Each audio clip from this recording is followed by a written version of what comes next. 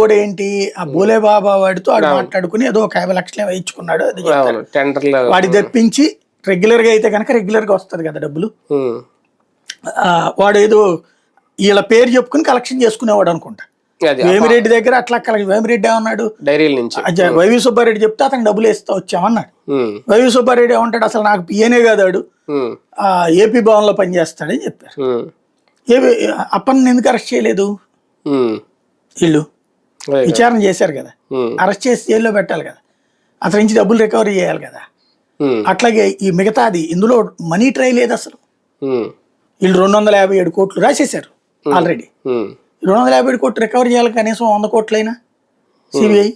ఇంకొకటి అసలు పాయింట్ ఏముంటుందంటే, ఇప్పుడు కల్తీ నెయ్యి తయారంటే గాంబు ఉంబుష్ అని రాదు కదా, వీళ్ళు ఏదో చెప్పారు కదా 4-5 కెమికల్స్ అని.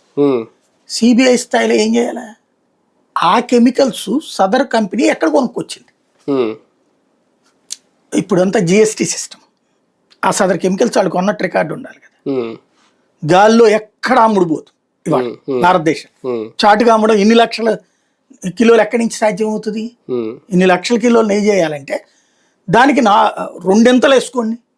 ఇప్పుడు మామూలు నెయ్యి కంటే కూడా ఇది 2 కలిపితేనే కదా వచ్చేది. అప్పుడు ఆ కెమికల్స్ కొనాలి కదా వీళ్ళు. అది కొన్నప్పుడు